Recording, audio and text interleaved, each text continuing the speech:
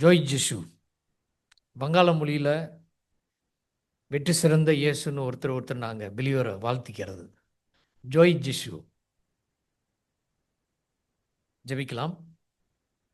அன்பின் தகப்பனே, இந்த அருமையான மாலை வேலைக்காய் நன்றி. உம்முடைய சமூகத்தில் ஆண்டவரே, உம்முடைய வார்த்தைக்காக எங்களை ஒன்று சேர்த்திருக்கே, அதற்காக நன்றி. லட்சக்கணக்கான மக்கள் ஆண்டவரே இந்த நித்தியத்தின் நினைவில்லாமல் அலைந்து கொண்டிருக்கும் பொழுது ஆண்டவரே, உம்முடைய கிருபை எங்கள் மேலே பட்டதற்காக நன்றி சுவாமி. எங்களை தெரிந்து கொண்டதற்காக நன்றி ஆண்டவரே. இந்த மாலை வேளையில் ஆண்டவரே, சிலுவையில் அறையப்பட்ட எங்கள் ரட்சகரை இன்னும் ஆழமாய் அதிகமாக அறிய எங்களுக்கு கிருபை கொடுங்க சுவாமி. என்ன சத்தியம் ஆண்டவரே நாங்கள் கற்றுக்கொள்ளணுமோ ஆண்டவரே, பரிசுத்த ஆவியானவரே எங்களோடு இடைப்படுங்க, எங்களுக்கு கற்றுக் கொடுங்க சுவாமி. ஆண்டவரே, என்னை மறைத்து சிலுவையில் அறையப்பட்ட எங்கள் ரட்சகரை எங்களுக்கு காண்பீங்க. என்னோடு பேசுங்க சுவாமி. இந்த ஜெபத்தை எங்கள் ரட்சகர் இயேசு கிறிஸ்து என்ப நாமத்தில் ஜெபிக்கிறோம் பிதாவே, ஆமென். நேற்று ஈவினிங் தான் பாஸ்டரோட பேரே கேள்விப்பட்டேன். ஆண்டவர் கிருபையினால் நான் தமிழ்நாட்டில் பிறந்து வளர்ந்தேன். என்னுடைய அப்பா அம்மா 2 பேரும் ஆக்டர்ஸ், அதாவது சினிமாவுக்கு முன்னாடி ஆக்டர்ஸாக இருந்தவங்க. பெருமைக்கு இல்லை, ஒரு சின்ன இன்ட்ரடக்ஷனுக்காக சொல்கிறேன். அப்பா வந்து பேச்சுலராக இருக்கும்போது என் ட்ராமா கம்பெனியில் எடுபடி ஹெல்ப்பர். அப்போ கருணாநிதி ஸ்கிரிப்ட் ரைட்டர். கருணாநிதி அம்மா வந்து கடன் வாங்கின காலம் இருந்துச்சு. இன்றைக்கி அவங்க கோடீஸ்வரங்க. இப்போ தான் டிசம்பர் மாதம் அப்பா ஆண்டவர்கிட்ட போனாங்க. அம்மாவும் நடிகரெல்லாம் இருந்தவங்க. ஆனால் ஆண்டவர் அந்த மாதிரி ஒரு ஃபேமிலியிலேருந்து முதல்ல என்னை தெரிந்து கொண்டார். அப்பா வந்து அந்த ட்ராமா கம்பெனி அப்படின்னு சொல்லுவாங்க. ஒரு 50-60 பேர் ஆர்டிஷன், டிரைவர், எலக்ட்ரீஷியன் எல்லாமே இருப்பாங்க அதில். அப்போல்லாம் அவங்களுக்கு பிரிண்ட் ப்ரெஸ்ஸே கிடையாது, கையில் தான் எல்லாம் போஸ்டர் வரையணும். ஸோ நெல் அறுத்த பிறகு அந்த வயலை கொஞ்ச நாளுக்கு வாடகை எடுத்து அங்கே கொட்டாகை மாதிரி போட்டு அப்படி பண்ணுவாங்க. நல்ல கலெக்ஷன்னா கொஞ்ச நாள் ஓடும். இல்லை இந்த கிராமம் காசு தேராதுன்னா பக்கத்து கிராமத்துக்கு போயிடுவாங்க. அப்படி போய்கிட்டே இருப்பாங்க. ஸோ அந்த மாதிரி நேரத்தில் அப்பாவுடைய அந்த தொழில் வந்து அந்த கொட்டையெல்லாம் எப்படி போடுவாங்கன்னா அந்த தென்னங்கி தின்னுவாங்க. கோகனட் ட்ரீயோட அந்த லீஃபை வச்சு பண்ணுவாங்க. ஸோ அது ஃபுல்லாக ஃபயர் ஆக்சிடெண்ட்டில் எல்லாம் போயிடுச்சு. ஃபேமிலி ஒன்றுமே இல்லாமல் வந்துட்டோம். அப்பாவுடைய ஒரு சில நண்பர்கள் பகலில் டீச்சர்ஸ். மன்னார்குடின்னு தஞ்சாவூர் மாவட்டத்து பக்கத்தில் அங்கே ஒரு கிறிஸ்டின் ஸ்கூலில் அவங்க டீச்சர்ஸ். நைட்டில் வந்து கிட்டார், கீபோர்டு வாசிக்கிறதுக்காக அப்பா ட்ராமாவுக்கு வருவாங்க. அப்படி பழக்கம். ஸோ ஃபேமிலி இந்த மாதிரி ஒரு சுச்சுவேஷனில் வரும்போது எனக்கு அங்கே ஒரு கிறிஸ்டின் ஹாஸ்டலில் தங்கி படிக்க வாய்ப்பு கிடைச்சிது. அங்கே முதல் வேதாகமம் கிடைச்சிது. அங்கே தான் என்னுடைய பாவத்துக்காக மரித்த தேவன் இயேசு அப்படின்னு தெரிஞ்சுக்கிட்டேன். அதனால் வீட்டுக்கு வந்து அம்மாவோட கோயிலுக்கு போகணும். தாத்தா வந்து தவில் வித்வான். இன்னும் என்னுடைய அம்மாவோட தம்பி மாமா பையன் இங்கே மலேசியாவில் தவில் வாசிக்கிறார் கோயிலில். ஆனால் ஆண்டவர் என்னையை தெரிஞ்சுக்கிட்டார். அப்புறம் எனக்கு 2 தம்பிங்க. கடைசி தம்பியும் இன்றைக்கி போதகர். மதுரையில் ஒரு ஏஜி பைபிள் காலேஜில் இஸ் அ பைபிள் டீச்சர். ஆனால் 89 நான் கிளாஸ் 10 முடிச்சுட்டு ஃபிஷரிஸ் டெக்னாலஜின்னு டிப்ளமா படிக்கிறதுக்கு சென்னை வந்தேன். அங்கே இன்னொரு சபையோட நல்ல ஒரு உறவு கிடைச்சி அவங்க ஆழமாக என்னை ஆண்டவர்களை வழி நடத்தி 89 முழுவதுமாக என்னை ஒப்பு கொடுத்தேன். 94 ஒரு படிச்சுட்டு ஃபிஷரிஸ் டெக்னாலஜி படித்தேன். ஃபிஷ் ஃபார்மில் இங்கேருந்து பிளாக் கோல்ட் ஃபிஷ்லாம் இங்கே மலேசியாவிலேருந்து இம்போர்ட் பண்ணுவோம் அங்கே ப்ரீட் பண்ணுறதுக்கு. கிட்டத்தட்ட ஒரு 250 வெரைட்டி அக்வேரியம் ஃபிஷ்லாம் ப்ரீட் பண்ணுறது நான் டெக்னீஷியன்.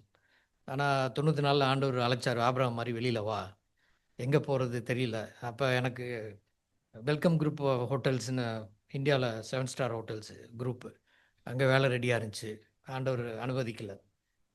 கோர்ஸ் முடிஞ்சோடனே ஒரு பிஸ்னஸ் மேன் வந்து என் பேட்சில் ஃபஸ்ட் ரெக்ரூட்மெண்ட் அந்தமானுக்கு ஒன்று அனுப்பிச்சு அங்கே ஃபார்ம் ஹெட் ஆக்கணும்னு அவர் பிளான். நான் ஜெபம் பண்ணுறேன், சபையிலும் விட மாட்டேன்றாங்க. ஆண்டவரும் தெளிவாக சொல்லிட்டாரு, போகாது, விட்டுட்டேன். அப்படி போயிட்டு இருந்துச்சு. ஆனால் 94 இந்த அழைப்பு. அப்போ ஒரு கிளை சபையும் ஆரம்பித்தாச்சு மெட்ராஸ் பக்கத்தில், தாம்பரம்னு ஒரு சின்ன இடம், அது பக்கத்தில்.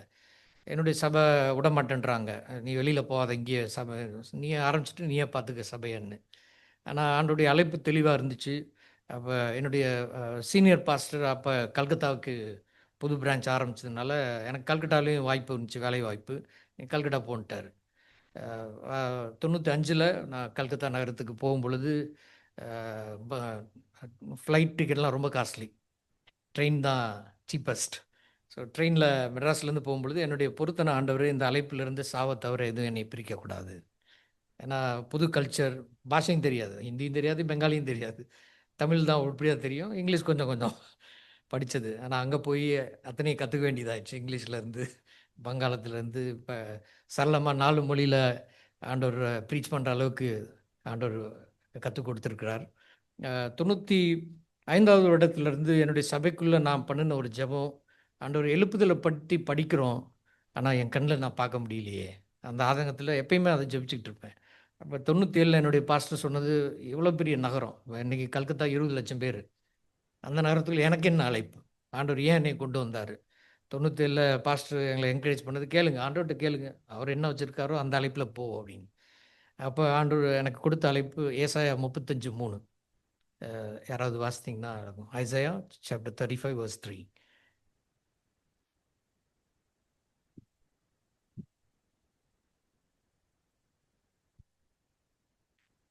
தளர்ந்த கைகளை திடப்படுத்தி தள்ளாடுகிற முழங்கால்களை பலப்படுத்துங்கள். இந்த தள்ளாடுகிற முழங்கால் கண்ணில் பட்டுச்சு, ஆனால் அது புரியலை. நான் பாஸ்டர்ட்டையும் அவ்வளோ அதை பற்றி பேசலை, ஏன்னா வாழ்க்கை ஓடிட்டு இருந்துச்சு பிஸியாக. அங்கே போனப்போ மெடிக்கல் ஹாஸ்டல், இன்ஜினியரிங் ஹாஸ்டல், அது மாதிரி ஒரு 6-7 ஹாஸ்டலில் போய் அந்த பசங்களோட ஃப்ரெண்டு பிடிச்சி சர்ச்சுக்கு கூப்பிட்டு வர்றது, அதான் வேலை. அப்போ அந்த ஜெபத்தை பற்றி அப்படிலாம் ஒரு பாரம் இல்லை. ஆனால் 2009ல் மதர் தெரேசா சொல்கிற மாதிரி அவங்க அழைப்புக்குள்ளே ஒரு அழைப்பு. மதர் தெரேசா டீச்சராக வந்தாங்க, நன் ப்ளஸ் டீச்சர். ஆனால் ஒரு வொகேஷனில் ஆண்டவர் அவங்களுக்கு ஏழைகள் மத்தியில் சேவைக்காக ஒரு அழைப்பு கொடுக்குறாரு. அப்போ தான் அவங்க கேத்தலிக் சபை அவங்கள முதல்ல ஏற்றுக்கல, அவங்க அந்த அழைப்பை. ஆனால் போக போக போக இன்றைக்கி உலகமே தெரியும் மதர் தெரேசா. எனக்குள்ள ஒரு சின்ன அழைப்பு.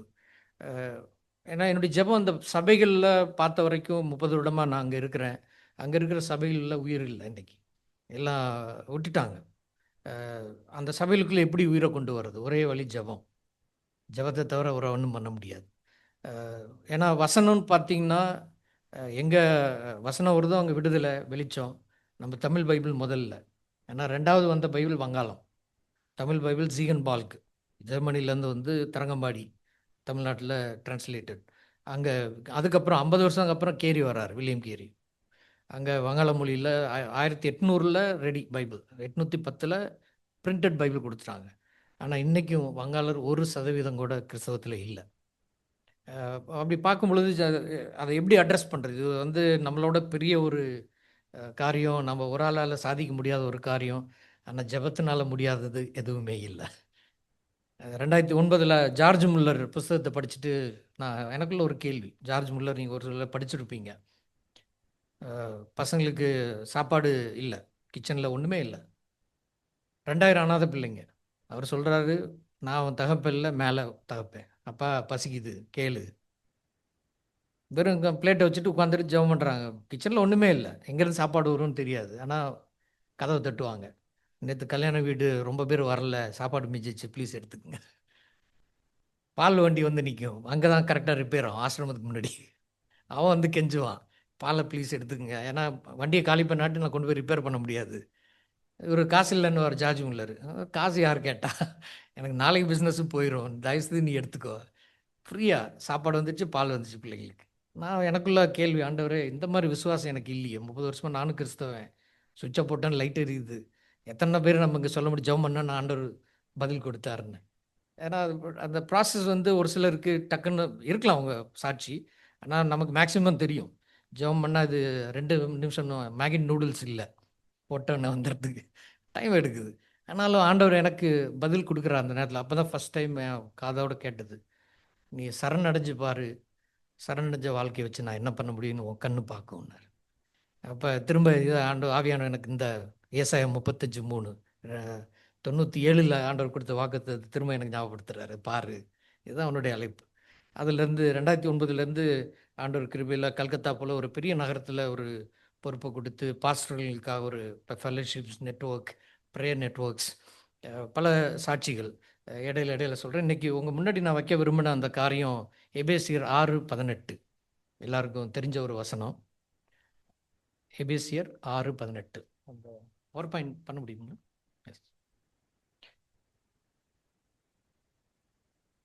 ஜெபத்தின் அவசியம், எல்லாருக்கும் ஜெபம் தேவை. ஜெபிக்கிறோம். ஆனால் ஒரு சில காரியங்கள் ஒரு 5 காரியத்தை நம்ம இங்கே பார்க்க முடியும். Can we move on next slide.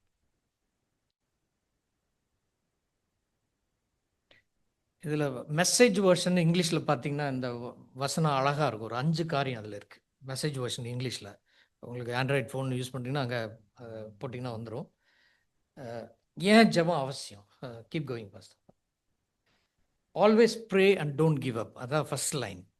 2வது line, shawl you find faith on the earth. எப்பயுமே ஜெபம் பண்ணு, விடாதன்றார் முதல் பாயிண்ட். 2வது, ஆண்டவர் வரும் பொழுது அவர் விசுவாசத்தை காண்பாரா? 8வது வசனத்தில் இருக்குது. Sorry, I went wrong. Luke 18:1. எஃபேசியரில் லூக் 18:1. லூக்கா 18வது அதிகாரத்தில் அந்த 3 வசனங்கள். 1வது வசனம், 8வது வசனம், 27வது வசனம். ஆண்டவர் ஏதாவது பூமியில் பண்ண விரும்புனா ஜெபிக்கிறவங்களை எழுப்புறாரு அப்படின்றாங்க. அவங்கள வச்சு தான் அவர் காரியத்தை சாதிக்கிறார். அவர் நேராக எதுலையுமே இன்டர்வியூன் பண்ணுறது இல்லை. அவங்களே என்னைய வச்சு தான் ஏதாவது செய்ய விரும்புகிறாரு. ஆனால் நிறைய நேரம் அவர் கொடுக்குற அந்த தாட்டில் நம்ம போகிறதில்ல, விட்டுறோம் நம்ம. Can we go on? நம்ம நிறைய காரியத்துக்கு ஜெபிக்க ஆரம்பிக்கிறோம். உங்களில் யாராவது ப்ரேயர் ஜேர்னல் எழுதி வைக்கிறீங்களா? யாராவது? நம்ம அந்த பழக்கம் கிடையாது, நம்ம பண்ணுறதில்ல. ஆனால் ஜார்ஜ் முல்லர் அவருடைய வாழ்க்கையில் எல்லாம் டைரி. வரது செலவு ஒரு பக்கம், அது கணக்கு க்ளீனாக இருக்கும். இன்னொரு பக்கம் ஊழியம் என்ன செஞ்சார் அதையும் க்ளீனாக எழுதி வைப்பார். அப்படி பார்க்கும் பொழுது அந்த பேக் அந்த கொஞ்சம் பின்னாடி போயிடும். இந்த ஸ்லைடு இது ஓகே. 5 பேருக்காக ஜெபம் பண்ண ஆரம்பிக்கிறார். அவர் ஊழியக்காரத்தில் ஜெர்மனிலேருந்து மிஷினரியாக இங்கிலாந்துக்கு வந்துடுறாரு. அவருடைய டார்கெட்டு ஜூவிஷ் மக்களுக்கு சுவிசேஷம் கொடுக்கணும்னு. ஏன்னா ஈப்ரு தெரியும் அவருக்கு. ஆனால் அங்கே வந்து பார்த்தா யூதர்கள்லாம் அராமிக் பேசுகிறாங்க. அப்போ அது கற்றுக்கிறதுக்கு ஒரு 3 மாதமாக கற்றுக்க அவர் ரொம்ப பிரயாசப்படுறாரு. ஒரு நாளைக்கு 18 மணி நேரம் உட்காந்து படிக்கிறாரு. அந்த இதில் ப்ளஸ் ரொம்ப பொல்யூட்டட் சிட்டி பிரிஸ்டல், இங்கிலாண்டில். அதில் நோய்வாய்ப்பட்டு கடலோரம் போக வேண்டிய சூழ்நிலை. திரும்ப வந்து ஒரு சபையில் ஊழியம் ஆரம்பிக்கும் பொழுது, பேப்டிஸ்ட் சபையில் ஒரு 5 பேருக்காக ஜெபிக்கிறாரு. அதில் முதலாவது மனிதன் ஒரு சில மாதங்களில் ஆண்டவருக்குள்ளே வந்துடுறான். 2வது மனிதன் கிட்டத்தட்ட ஒரு 2-3 வருஷம். 3வது மனிதன் கிட்டத்தட்ட 11 வருஷம். 4வது மனிதன் ஆண்டவர் ஏற்றுக்கிறதுக்கு 25 வருஷம் ஆச்சு. ஆனாலும் ஜெபிச்சுட்டு இருக்காரு. இந்த 5வது மனிதன் சீன் இல்லை. எப்பப்போ பார்ப்பாரோ ஷேர் பண்ணுவார், கடவுளுக்குள்ள வாப்பா, நீ நித்தியத்துக்கு வரணும், இல்லாட்டி நரகத்துக்கு போயிடுவ, ஷேர் பண்ணுறாரு. அவர் இறக்கும் பொழுது அந்த ஜெபம் ஆரம்பித்து 63 வருஷம் 8 மாதம் ஆச்சு. நான் நினைக்கிறேன், நிச்சயம் அவர் அடக்கம் பண்ணுறதுக்கு முன்னாடி அந்த குழியில் ஒரு கை மண் போடுவோம் அந்த பெட்டி மேலே. நிச்சயம் இந்த 5வது மனுஷன் இருந்திருப்பான்னு நினைக்கிறேன். அப்போ யோசிச்சிருப்பான், இவர் இந்த ஐயா பார்க்கும்போதெல்லாம் எனக்கு சொல்லுவார், கடவுளை பாடுறான்னு, இப்போ அவரும் போயிட்டாரு. அந்த ஒரு சிந்தனையை ஆண்டவர்கிட்ட நிச்சயம் கொண்டு வந்துருக்கு நம்புகிறேன். ஏன்னா ஜெபம் என்னைக்கும் மறிக்கிறது இல்லை. ஏன்னா ஆண்டவருக்கு மரணம் கிடையாது. நம்ம ஜெபிக்கிறத அவர் நிச்சயம் அதுக்கு அக்கௌண்ட்டில் வச்சுருக்கார். அந்த நேரம் வரும் பொழுது அவர் அதுக்கு பதில் கொடுக்குறாரு. இந்த லூக்கா 18 நம்ம பார்க்குறது மெல்ஸ் த விக்கெடஸ்ட் ஆஃப் சர்ச்சஸ். அந்த நியாயாதிபதி என்ன சொல்கிறான், நான் கடவுள் பயக்கிட்டு இல்லை, கடவுளுக்கு எனக்கு சம்மந்தமே கிடையாது, ஆனால் இந்த அம்மா தொந்தரவுலேருந்து எப்படியா தப்பிக்கணும், அதனால நியாயம் பண்ணுவேன். அப்போ ஏசாமி நமக்கு சொல்கிறது, ஏன் ஆண்டவர் நம்முடைய ஜெபத்தை கேட்க மாட்டார், பதில் கொடுக்க மாட்டார்? நிறைய நேரங்களில் நம்ம இருக்கலாம். என்னுடைய அப்பா அம்மாவுக்கும் நான் கிட்டத்தட்ட 35 வருஷத்துக்கு மேலே நான் ஜெபம் பண்ணேன், அதனுடைய பதில் பார்க்க முடியல. ஆனால் வாஸ்தரில் ஒரு காரியம் அமெரிக்காவில் உண்மையாக நடந்தது. ஒரு அம்மா ஆண்டவரோட பயங்கர கோவம். ஏன்னா ஹஸ்பண்டுக்காக ஜெபம் பண்ணிருந்தாங்க, எப்படியாவது ரட்சிப்புக்குள்ளே வரணும் அவர், ஆண்டவர் தெரிஞ்சுக்கணும்னு. ஆனால் திடீர்னு ஆக்சிடெண்ட்டில் செத்துடுறாரு. 5 வருஷமாக அந்த அம்மா ஆண்டவரோட சண்டை. இவ்வளோ ஜெபம் பண்ண நீ கேட்கல, இனிமேல் சர்ச்சுக்கு வந்து நான் என்னத்தை பண்ண போகிறேன், உட்காந்துட்டாங்க. திடீர்னு ஒரு நாள் அவர் ஹஸ்பண்டோட ஃப்ரெண்டு அந்த வீட்டுக்கு வர்றாங்க. சின்ன வயசு தான். இவங்களுக்கு ஆச்சரியம், அவங்களுக்கும் தெரியாது யார் என்னன்னு. வீட்டுக்கு கூப்பிட்டு விசாரிக்கிறாங்க, எப்படி என் ஹஸ்பண்ட் உங்களுக்கு தெரியும், அவங்கள எனக்கு தெரியலையே அப்படின்னு. அப்போ அவர் சொல்கிறாரு, நான் ஹைவேயில் எனக்கு அவ்வளோ காசு இல்லை, வர்ற வண்டியை மறித்து கொஞ்சம் உதவி கேட்டு நான் மாறி போயிட்டு இருந்தேன். அப்போ உங்கள் ஹஸ்பண்டு வண்டி நிறுத்தி எனக்கு லிஃப்ட் கொடுத்தாரு. போகிறதுக்குள்ளே நானும் பேசிகிட்டே இருக்கும்போது 2 பேரும் ஜெபம் பண்ணோம். ஆனா நான் இன்னொரு ரூட்டில் போகிறதுனால நான் ஒரு வழியில் இறங்கிட்டேன். எனக்கு ஏதோ கார்டு கொடுத்தாரு. இந்த பக்கம் வந்தேன்னா வான்னு. 5 வருஷமா நான் இந்த பக்கம் வர முடியல. இன்னைக்கு வந்தேன். அதனால பார்க்கலான்னு வந்தேன். அந்த அம்மா ஒரே கண்ணீர். ஏன்னா, அந்த ஆக்சிடென்ட்க்கு முன்னாடியே ஆண்டவர் அவர ஏத்துக்கிட்டு தான் அதில ஆண்டவர் இறக்குறாரு. அந்த அந்த ஜெபத்துக்கு ஆண்டவர் பதில் குடுத்துட்டாரு. ஆனா அந்த அம்மாவுக்கு தெரியல. நெறைய நேரம் வந்து ஆண்டவர் பதில் குடுக்குறாரு. நம்ம இந்த பக்கம் பார்த்துருக்கோம். குடுப்பாரா, குடுப்பாரா, குடுப்பாரா இந்த பக்கம் பதில் வந்துருச்சு. ஆனாலும் ஆண்டவரோட சண்டை. ஏன் ஆண்டவரே என் ஜெபத்த நீங்க கேட்கல? அதனால சபைக்குள்ள வரமாட்டேன்றாங்க. அ ரஷ்யா ஃப்ரண்டியர்ஸ்ன்னு ஒரு ஜெபக்குழு ஆண்டவர் கிருபையில 2012ல அந்த ஒரு குழு கல்கட்டா வந்திருந்தாங்க. அப்படி எனக்கு ஒரு ஃப்ரெண்ட்ஷிப் கிடைச்சது. ரஷ்யா வந்து கம்யூனிசம் அ அ கலைஞ்சு இன்னைக்கு சுவிசேஷம் போறதுக்கு ஒரு பெரிய ஒரு விடுதலை கொடுத்தது அந்த ஜெபிக்கிற குழு. ஒரு 200 பேருக்கு மேல அவங்க மன்றாட்டு ஜெப வீரர்கள் அதில இருக்கிறாங்க. பெர்லின் வால் உடைஞ்சு வெஸ்ட் ஜெர்மனி, ஈஸ்ட் ஜெர்மனி 2ம் ஒண்ணாகுறதுக்கு காரணமும் இந்த ஜெபக்குழு. நிச்சயம் நம்மள யாரோ ஒரு வேளை நீங்க ஜெபிச்சீங்களா தெரியல. ஆனா நான் அத பத்தி தான் படிச்சது. அப்ப நான் ஜெபம் பண்ணல.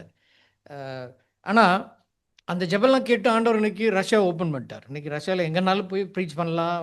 சபைகள் வளருது. அங்கேருந்து இப்ப மிஷனரி அனுப்புற அளவுக்கு சபைகள் வளர்ந்துருச்சு.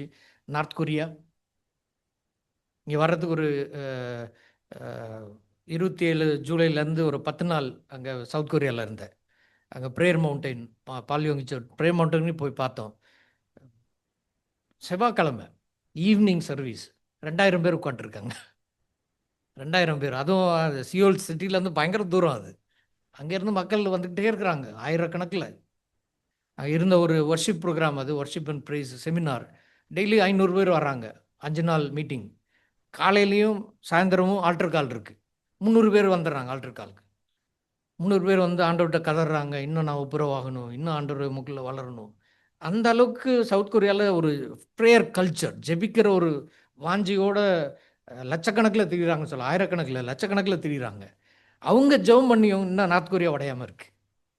அதனால நிச்சயம் அது வரும். ஒருவேளை நம்ம கண்ணால பார்க்காட்டியும் ஆண்டவர் அந்த சாட்சிகள கேட்கறதுக்கு உதவி செய்வாரு. எனக்கு ஒரு அந்த கிருபை கிடைச்சது. ஒரு தேவ மனுஷன் அமெரிக்கன் ஆர்மில ஷார்ப் ஷூட்டரா இருந்தவரு. அவரு நார்த் கொரியால பிசினஸ்க்காக போயிட்டு போயிட்டு வர்றவரு. பைபிளும் ஸ்மக்கிள் பண்ணாரு. ஒரு தடவ பைபிள் எப்படியோ சக்சஸ்ஃபுல்லா உள்ள கொண்டு போயாச்சு. அங்க சுத்திட்டு இருக்கும் பொழுது ஒரு 4 அ தெரு இணையற ஒரு இடத்துல பாடியோட பைபிளையும் கட்டி விட்டு பாடிய தொங்க விட்டாங்க. இவருக்கு ஒரே சங்கோச்சம். நான் பைபிள் கொண்டு வந்தனால ஒரு உயிர் போயிருச்சே! நார்த் கொரியால உண்மையில நடந்தது. அதுலேருந்து அவரு தன்னுடைய அந்த குழுவிலலாம் போயிட்டு கெஞ்சுறாரு. ஏதாவது நம்ம பண்ணணும். பிசிக்கல் பைபிள் கொண்டு போனா தானே புடிக்கிறான். அப்ப வேற எப்படியா பண்ணணும்? அப்ப இந்த பிள்ளைங்க விளையாடுற இந்த கேம் கேட்ஜெட்ஸ் அதெல்லாம் அதையும் பாஸ்வேர்ட் அவங்க கிராக் பண்ணிடுறான். கடைசியா அவங்க பண்ணி பண்ணி கேப்சூல் அதில வந்து ஃபுல்லா டார்க் ஆக்கிட்டு ஷேக் பண்ணீங்கன்னா 5 வேர்ட் வரும். ஜெனிசிஸ்லேருந்து ரெவலேஷன் வரைக்கும் வாசிச்சிடலாம். நான் கண்ணோட பார்த்தேன். அ இங்க ஒண்ணும் கதை இல்ல. உண்மைய சொல்லிட்டு இருக்கிறேன்.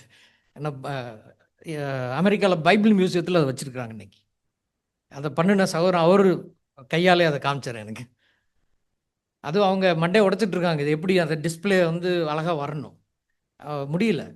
ஆனா ஒரு சின்ன மிஸ்டேக்ல அது வந்துருச்சு. அதுலேருந்து அத ப்ராடக்ட்ட பெர்ஃபெக்ட் பண்ணி ஏன் கேப்சூல்னா, கொரியா உங்களுக்கு எல்லாம் ஸ்பைன் நெட்வொர்க். யாராவது காட்டிக் குடுத்துட்டான்னா, உங்கள நீங்க உங்க கையில இருக்க மட்டும் இல்ல, அ முழு குடும்பத்தையும் தூக்கிட்டு போயிருவான். ஒரு 13 வருஷம் ஜெயில் அதுக்குள்ள குடும்பமே காலியாயிரும். அவ்வளோ ரிகரஸ் இம்ப்ரிசன்மென்ட். அதனால அத தப்பிக்கிறதுக்காக கேப்சூலா இப்ப யாராவது வர்றாங்க பிடிக்கிறேன்லாம்னா முழுங்கிடலாம். பிரச்சனை இல்ல. அது நாளைக்கு அது ரெடி ஆயிரும். கொஞ்சம் கேட்கறதுக்கு கஷ்டமா இருக்கு. ஆனா அப்படித்தான். ஏன்னா அவங்களுக்கு வேற வழி கிடையாது. இன்னைக்கு வந்து நார்த் கொரியா நம்ம வந்து ஓப்பனா இல்ல. ஆனா சுவிசேஷம் போயிட்டுருக்கு. சுவிசேஷம் போயிட்டுருக்கு. அடுத்தது. அதனால ஜெபிக்கிறத நம்ம என்னைக்கும் விடாம பல நம்ம ரிலேட்டிவ்ஸ்க்கு நீங்க ஒருவேள அவங்க நான் என்னால போய் சுவிசேஷம் சொல்ல முடியல. ஓப்பனா அவங்ககிட்ட பேச முடியல. அட்லீஸ்ட் ஒரு பேசிக் இது அவங்க பேர எழுதி வச்சு ஜெபம் பண்ண ஆரம்பிச்சிடுங்க. நிச்சயம் ஆண்டவர் ஒரு வழிய திறப்பாரு. இன்னைக்கு 8வது வசனத்துல லூக்கா 18:8 வாசிங்க. சீக்கிரத்திலே அவர்களுக்கு நியாயம் செய்வார் என்று உங்களுக்கு சொல்லுகிறேன். ஆகிலும் மனுஷகுமாரன் வரும்போது பூமியிலே விசுவாசத்தை காண்பாரோ என்றார். ஆண்டவர் வரும்போது விசுவாசம் இருக்குமா? நான் சொன்னபடி 2வது வேதாகமம் வங்காள வேதாகம்.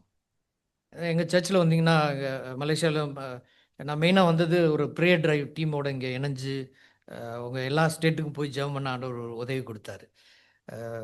தெலங்கானு போகும்போது அங்கே பாஸ்டர் ராசபாண்டின்னு அவர் தான் பாஸ்டர் ராஜனோட இணைய விட்டாங்க. அவங்க மூலமாக தான் இங்கே ஜேபிக்கு வந்திருக்கிறேன். அப்போ கேட்கும் பொழுது கஷ்டமாக இருந்துச்சு. சபைகளே கிடையாது, சபைகளே கிடையாது. ஆனால் இன்னைக்கு எங்களுக்கெல்லாம் வந்து 270 வருடத்துக்கு மேலாக வேதாகமம் இருந்தும் ஏன் அப்படி கிடக்குது? இன்னைக்கு யூகே என்னுடைய சகோதரர் ஒருத்தர் சொல்லிட்டு இருந்தார், ஒரு சர்ச்சு 5 பவுண்டு கொடுத்தா அது சர்ச்சு கொடுக்குறேன்னு ஒரு அம்மா, அவங்களோட ப்ராப்பர்ட்டி, அதை வாங்குறதுக்கு ஆள் இல்லை அப்படின்னா, கடைசியாக அவன் மசூதி வாங்கி அவங்க மசூதி ஆக்கிட்டான். அப்படி போய்கிட்டு இருக்கு நிலைமை. நம்ம நிறைய கேள்விப்படலாங்க. Away from God. John Wesley கொடுத்த அந்த எழுப்புதல் போயிடுச்சு. அங்கே எவ்வளோ நல்ல நல்ல மனிதர்கள் வாழ்ந்து இன்றைக்கி நிறைய எங்களுடைய ஜபங்களும் வந்து இன்றைக்கி இங்கே நிலைமை மோசமாக தான் இருக்குது வங்காளத்தில். ஆனாலும் எங்களுடைய ஜபம், ஏன்னா ஜபம் எப்பயுமே தொலை தூரம், ஃபார் ரீச்சிங்காக இருக்கணும். விஷன் வந்து ஒரு தேவ மனிதன் எப்படியா சொல்லுவார், குளோபல் விஷன் லோக்கல் ஆக்ஷன். ஜெபிச்சுட்ருக்கோம், ஆண்டவர் இங்கேருந்து மிஷினரிங்களை நீங்கள் எழுப்புங்க, யூகேக்கு போவாங்க. போயிருக்காங்க. எங்கள் ஒரு சிலர் தியாலஜி படித்த பசங்க ஆங்கிலிக்கன் சர்ச்சிலேருந்து இங்கே விட்டு அங்கே போய் அவங்க ஆண்டவர் அங்கே சேவிச்சிட்ருக்குறாங்க. No name in Jesus in US school. நிறைய இன்றைக்கி அமெரிக்கன் ஸ்கூல்லலாம் எடுத்துட்டாங்க. ஆண்டவரை பற்றி பேச முடியாது, பைபிள் கிடையாது. ஆனால் நிறைய நம்ம ஊர்லேயே பார்த்தீங்கன்னா இங்கே வந்து இப்போ சபைகளை பார்க்குறது ரொம்ப எனக்கு மகிழ்ச்சியாக இருக்குது. சபை ஃபுல்லாக இருக்குது. தோபன் மெத்தடிஸ்ட் சர்ச்சுன்னு கல்கட்டாவில் ஒரு சர்ச் இருக்குது. அங்கே இருந்தால் ஃபஸ்ட்டு மெத்தடிஸ்ட் காஸ்பல் இங்கே வருது. அங்கே அவர் ஜேம்ஸ் தோபன், அவர் தான் சிங்கப்பூருக்கு வந்துட்டு சிங்கப்பூர்லேருந்து இங்கே மலேசியாவுக்கு வர்றாரு முதல். அந்த ஹிஸ்ட்ரி நான் படிச்சுட்டு இருக்கும்போது யோசிச்சிருந்தேன். அந்த சர்ச்சுக்கு நான் போயிருக்கேன், பல மீட்டிங்க்கு அங்கே போய் பண்ணியிருக்கோம். 1200 பேர் உட்காரலாம், அவ்வளோ பெரிய சபை. என்னுடைய ப்ரேயர் ரூமுக்கு வர்ற ஒரு சகோதரி அந்த சர்ச்சை சேர்ந்தவங்க, சண்டே 50 பேர் வந்தாங்கன்னா இன்றைக்கி பெரிய விஷயமா இருக்குது. 1200 பேர் உட்காரக்கூடிய ஒரு சபை 50 பேர் கூட இல்லைக்கிங்கள.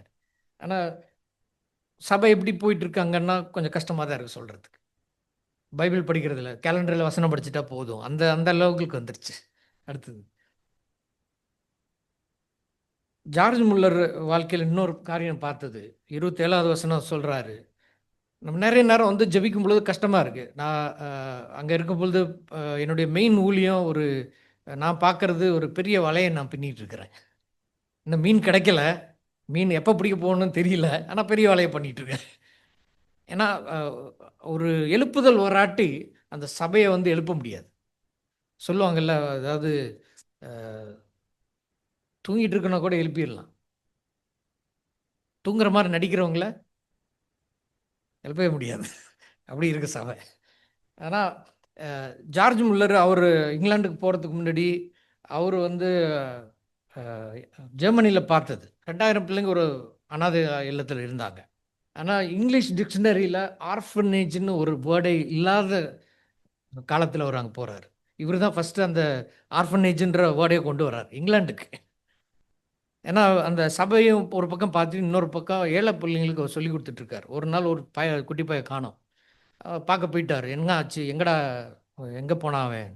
அப்போ அவங்க அக்கம் பக்கத்தில் இருந்து சொன்னாங்க, அந்த பையனோட அப்பா கப்பலில் போனவர் வரவே இல்லை, அம்மா இறந்துட்டாங்க, பொண்ணு ஒரே ஒரு அக்கா இருந்தா, அவள் தான் பார்த்துட்டு இருந்தா, அவளும் கல்யாணம் ஆகி போயிட்டா. இந்த பையனை யாரும் பார்க்காதனால அங்கே கவர்மெண்ட்டோட நியமம் அப்போதைக்கு ஒரு 150 வருஷத்துக்கு முன்னாடி இங்கிலாண்டில் அனாதை பிள்ளைன்னா ஜெயில்.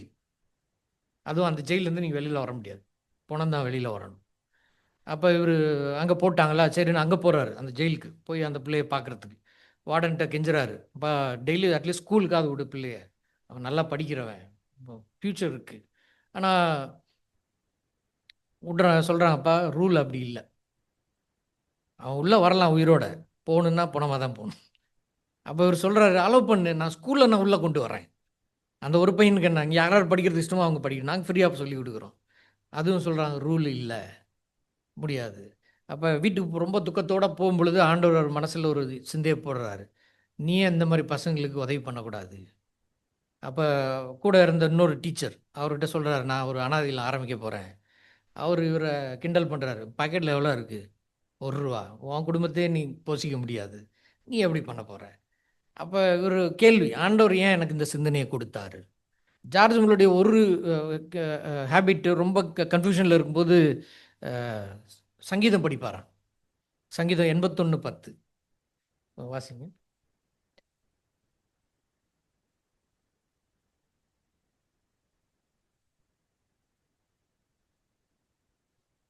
உன்னை எகிப்து தேசத்திலிருந்து புறப்பட பண்ணின உன் தேவனாகிய கர்த்தர் நானே. உன் வாயை விரிவாய் திற, நான் அதை நிரப்புவேன். உன் வாயை விரிவாய் தர நான் உன்னை நிரப்புவேன். அதான் அவர் கண்ணில் படுது. அவர் எப்படி இதை இன்டர்பிரேட் பண்ணுறாருன்னா, இந்த பிள்ளைங்களுக்கு அவருக்கு ஆண்டவர் என்னைய வாயை திறக்க சொல்கிறார் போல. அந்த சண்டே இதில் தான் ப்ரீச் பண்ணுறாரு. பேப்டிஸ்ட் சர்ச் முடித்தோடனே பின்னாடி நின்று எல்லாரும் கை கொடுக்குறாரு. ஒரு அம்மா வந்து கெஞ்சுறாங்க, நீ ஆரம்பிக்க போகிற தெரியும், முதல் வேலை ஆள் நான், ஆனால் ஒரு கண்டிஷன், நீ எனக்கு சம்பளம் கொடுக்கக்கூடாது. எனக்கு பென்ஷன் வருது, அந்த பென்ஷன் நான் உனக்கு கொடுத்துருவேன், எனக்கு ஜஸ்ட் தூங்குறதுக்கு சாப்பிட்றதுக்கு கொடுத்துரு போதும்.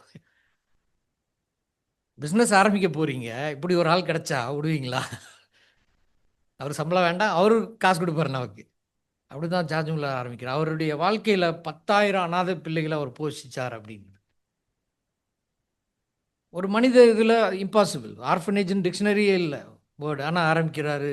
இன்றைக்கி அது ஒரு ஹிஸ்ட்ரி. 10,000 பிள்ளைங்க அவர் கையிலேருந்து பெரிய ஆளாகி போனாங்க. இன்றைக்கி நிறைய இடங்களில் வந்து இன்றைக்கி சுவிசேஷம் போகாமல் அப்படியே தான் இருக்குது. ஆனால் நம்முடைய ஜெபம் எந்த அளவு இருக்குது, தேசத்துக்காக பண்ணுறோம். இது என் கையில் ஒரு சின்னதாக இருக்குது, ஆனால் இதுக்கு சாஃப்ட் காப்பி நான் பாஸ்டருக்கு அப்புறமா கொடுத்துறேன், என்ன கார்ட்ஸ் இருக்குது, நீங்கள் சின்ன எழுத்து படிக்க முடியும்னா அது வாங்கலாம். 258 நாடுகள் தீவுகள் இதில் இருக்குது. உங்கள் கையில் உலகமே இருக்கும். ஒவ்வொரு நாளும் ஒரு லைன், ஒரு 6-8 நாடுகளுக்கு ஜெபம் பண்ணிங்கன்னா ஆண்டவர் இப்படி சித்தம் செய்யப்படட்டும். பரலோகத்தில் என்ன சித்தமோ அதை எங்கேயோ இந்த நாடுகளில் செய்யுங்க.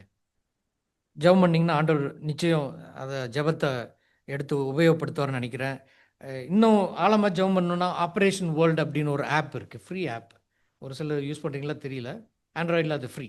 ஓஎம் ஆப்ரேஷன் மொபைலைசேஷன் அவங்க டெவலப் பண்ண ஆப். ஒரு தேசத்துக்கு எப்படி ஜெபம் பண்ணுறது, அதில் பாயிண்ட்ஸ் இருக்குது. அதுக்கு மேலே வேணும்னா குளோபல் கோல்ஸ்னு டைப் பண்ணுங்கள், ஆண்ட்ராய்ட் ஃபோனில் ஒரு சார்ட் வரும். அது 17 பாயிண்ட் அஜெண்டா ஒவ்வொரு கவர்மெண்ட்டும் இம்ப்ளிமெண்ட் பண்ணணுன்னு யுனைடெட் நேஷன்ஸ் சொல்கிறான். ஆனால் எல்லா நாடும் பண்ணுறதில்ல. எங்கள் நாட்டில் ரோடு ஒரு பெரிய பிரச்சனை, எத்தனையோ பேர் சாவாங்க குழியில் விழுந்து. நானும் 25ஆம் தேதி விழுந்தேன், ஒரு பஸ்ஸு பிரேக் அடிச்சனால இன்றைக்கி நிற்கிறேன், இல்லாட்டி பஸ் என்னை விட்டுருப்போம். எங்கள் ஊர் அப்படி தான் இருக்குது. ஒவ்வொரு மழை வந்துன்னா ரோடு காணா போயிடும். அதுவும் ஹைவேன்னு சொல்லுவாங்க, ஆனால் லென்ஸ் வச்சு தேடணும் ரோடு எங்கே இருக்குன்னு, அப்படி இருக்கும். ஆனாலும் ஜப ஜபத்தினுடைய அந்த பதிலும் நான் பார்த்துருக்கேன். அந்த மாதிரி ஏரியாவிலும் போய் ஜெபம் பண்ணுவோம், ஆண்டவரே ஒரு நல்ல ரோடை கொடுங்க, பிரச்சனை உள்ள இடத்துல பிரச்சனையை நீக்குங்க. எங்கள் ஊரில் ஒரு தடவை பயங்கர பவர் கட்டு, பேப்பரில் போடுறான், அந்த நிலக்கரி பவர் ஸ்டேஷனுக்கு வர நிலக்கரி கோல் 20-25 பெட்டி, ஒரு 2.5 மணி நேரம் தூரம் தான் அந்த நிலக்கரி சுரங்கத்திலேருந்து. அங்கேருந்து ஃபுல்லாக லோட் ஆகி வண்டி வெளியில் வருது, ஆனால் பிளான்ட்டுக்கு போகும்போது வண்டி காலி. 25 பெட்டி நிலக்கரி எங்கே போகும் சொல்லுங்கள்? திருடுறதுக்கு எங்கள் ஊரில் ஆளுக்கு கம்மி இல்லை. 100 ரூபா கொடுப்பான் ஒரு டீ கடையில், அவன் ஒரு பிளாங்க் பேப்பர் ஒன்று கொடுத்துருவான், அதுதான் அவருக்கு லைசன்ஸு. போயிட்டு 2 பேக் எடுத்துகிட்டு போயிரு. 500 ரூபா கொடுக்குறியா, 10 பேக் எடுத்துகிட்டு போயிரு நிலக்கரி. இப்படி காணா போயிடும். நான் ஜெபம் பண்ண, ஆண்டவரே பகல் கொள்ளை, அதோட இது மேலே இது ட்ரெயினே கொள்ளை அடிக்கிறாங்கன்னா பார்த்துங்க. கொஞ்ச நாளில் ஆண்டவர் அதுக்கு பதிலை பார்க்குறதுக்கும் உதவி செஞ்சார். முதல் தடையாக ஃபுல் ட்ரெயின் கோல் அங்கே போய் சேர்ந்துச்சு. ஒரு சின்ன ஜெபம் தான் அவன் பண்ணோம், நான் ஒன்றும் பெரிய லெவல்னு சொல்ல. சமயத்தில் நான் பார்க்குறது நம்முடைய ஜெபம், ஆண்டவர் அந்த கடைசி அந்த ரெக்கை ஃபெதர் நம்முடைய ஜெபத்தை பார்க்குறாரு. நம்ம ஜெபம் பண்ணவும் ஆண்டவர் அங்கே ஆக்ட் பண்ணுறாரு. ஆனால் நம்ம அது வரையும் பொறுமை இல்லாமல் விட்டுறோம், ஆண்டவர் பதில் கொடுக்க மாட்டேன்றாரு. அதனால் அந்த ப்ரேயர் ஜேர்னல் ஒரு டேட்டை போடுங்க, எதுக்கு ஜெபம் பண்ணுறீங்க எழுதுங்க, ரைட்டில் கொஞ்சம் கேப் வைங்க, ஏன்னா ஆண்டவர் நிச்சயம் அதுக்கு பதில் கொடுப்பார். அப்போ அதை எழுதலாம், அது அடுத்த தலைமுறைக்கு ஒரு பெரிய ஒரு பொக்கிஷமாகவும் அமையும். ஏன்னா ஜார்ஜ் முல்லரை பற்றி பேசுகிறோன்னா அவர் எழுதுனதுனால அது தெரியுது. இன்றைக்கி நம்ம மத்தியில் எவ்வளோ பேர், பாஸ்டர் ராஜன்கிட்ட பேசிட்டு இருக்கும்போது நாங்கள் பேசிகிட்டு இருந்தோம், பாஸ்டர் உங்கள் எக்ஸ்பீரியன்ஸ் எழுதுங்க. பாஸ்டர் ராசபாண்டிகிட்டையும் சொன்னேன், எழுதுங்க. ஏன்னா இதெல்லாம் அடுத்த தலைமுறைக்கு ஒரு பொக்கிஷம். ஆண்டவர் எல்லாரையும் நடத்துகிறார். உங்கள்கிட்ட இருக்கிற சாட்சி, என்னுடைய சாட்சி வேறு வேறு இருந்தாலும் ஒரே தேவன். லாஸ்ட்டுங்களா, இன்னைக்கு ஜெபம் நம்முடைய சுவாசம் அளவுக்கு இருக்குதா? நிறைய நேரங்களில் எங்கள் ஊரில் நான் பார்க்குறது, என்னுடைய ப்ரேயர் ரூம், என்னுடைய மெயின் மினிஸ்ட்ரி ப்ரேயர் மினிஸ்ட்ரி 5 வருஷமாக பண்ணுறோம். டெய்லி காலைல 9 மணிலேருந்து 6 மணி வரைக்கும் சம்பளம் யாருக்கும் நான் கொடுக்கறதில்ல. ஆண்டவர் யாருக்கு பாரத்தை போடுறாங்க வர்றாங்க. ஒரு 3 பேர் ரெகுலர், மீதி 5 பேர், 5 10 பேர் அவங்கவுங்க வேலையை முடிச்சுட்டு ஒரு 2 மணி நேரம் வருவாங்க, அரை மணி நேரம் வருவாங்க. ஆனால் எங்களுடைய வேலையை நாடுகளுக்குள்ள ஒரு எழுப்புதல், சபைகளுக்குள்ள ஒரு எழுப்புதல். ஏன்னா local church is the hope of the world அப்படின்னு ஒரு தேவ மனுஷன் சொல்கிறார், பில் ஹைவல்ஸ்னு. ஒரு லொக்காலிட்டியில் ஒரு நல்ல ஆவிக்குரிய சபை இருந்துச்சுன்னா அந்த லொக்காலிட்டியே வேறு மாதிரி மாறுது.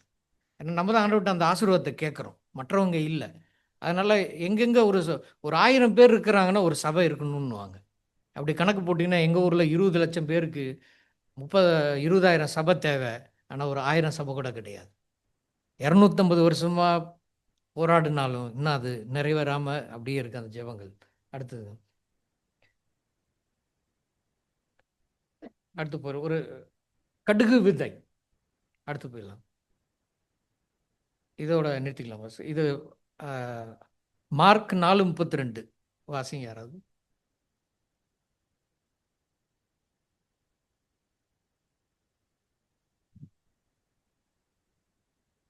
விதைக்கப்பட்ட பின்போ அது வளர்ந்து சகல பூண்டுகளிலும் பெரிதாகி ஆகாயத்து பறவைகள் அதனுடைய நிழலின் கீழ் வந்தடையத்தக்க பெரிய கிளைகளை விடும் என்றார்.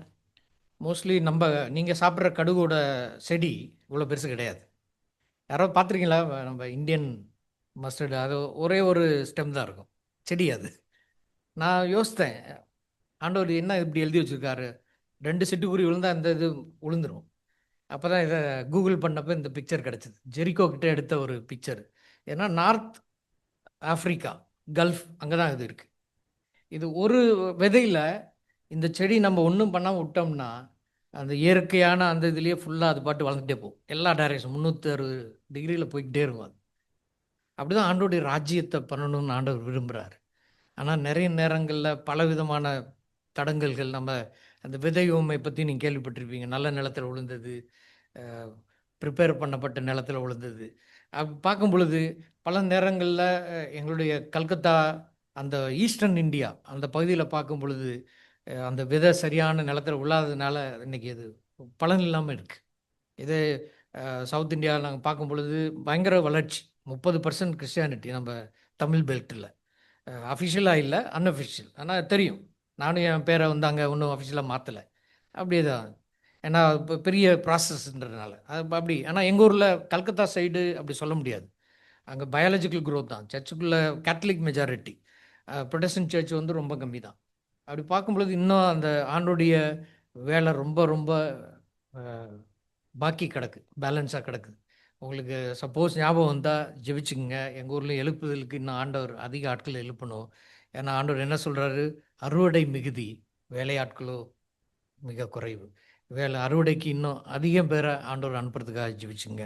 என்னுடைய பேர் வேதமூர்த்தி, என்னுடைய மனைவி பேர் க்ளோரி, 2 பிள்ளைகள். என் பெண் பிள்ளை அமைடா, பையன் பேர் ஜெஃபான், A to Z கம்ப்ளீட். பையன் 18 வயசு, பெண்ணு 22 வயசு. குடும்பத்தில் ஆண்டவருக்கு கடைசி வரைக்கும் உண்மையாக இருக்கணும்னு ஜெபிச்சுக்கோங்க. நன்றி.